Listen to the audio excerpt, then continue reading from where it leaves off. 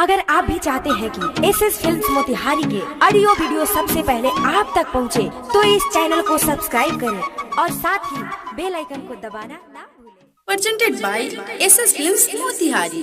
Music by Saurabh Ismail.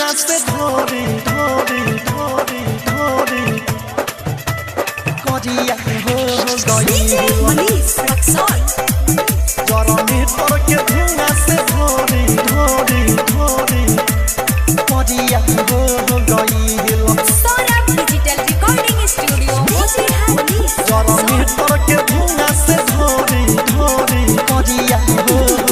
नाचे तू आइलो बारू गोरी बंगाल से हंसी बरता सबके तोहरा ये चाल से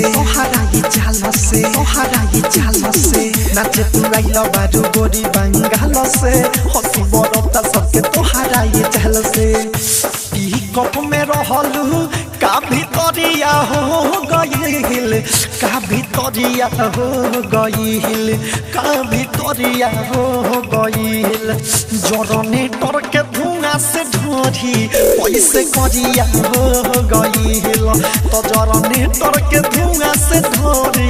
पैसे करिया हो गइल जरने टर के धुआं से ढोरी पैसे करिया हो गइल जरने टर के धुआं से ढोरी करिया हो गइल Saurabh digital recording studio Delhi. जरने टर के धुआं से ढोरी करिया हो गइल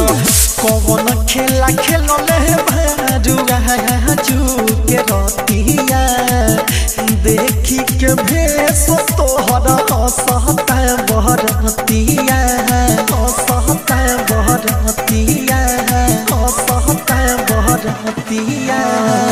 कौन खेला खेलले बाजू के रतिया देखी के भेस तोहर हंसता बहरतिया कइल मेकअप तोह पर गइल फीका हमके बताओ कैसे दिखल बाटिका पेट तोहर लाग तावे हरिया हो गइल साचो हरिया हो गइल तो जरने टर के धुआं से ढोरी कैसे करिया हो गइल जरने टर के धुआं से ढोरी कैसे करिया हो गइल जरने टर के धुआं से ढोरी कैसे करिया हो गइल जरने टर के धुआं से ढोरी करिया हो गइल सौरभ डिजिटल रिकॉर्डिंग स्टूडियो जरने टर के धुआं से ढोरी करिया हो गइल रतने सके तू बजबले बारू गाना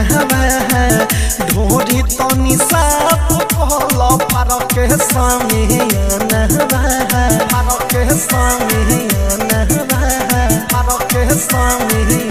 हसना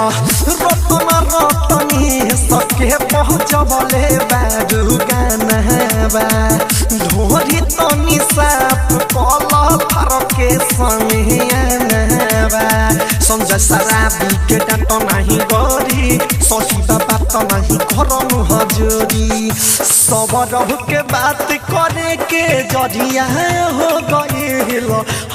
जरिया हो गइल सुन जरिया हो गइल तो जरने टर के धुआं से ढोरी कैसे करिया हो गइल जरने टर के धुआं से ढोरी कैसे करिया हो गइल जरने टर के धुआं से ढोरी तोहर करिया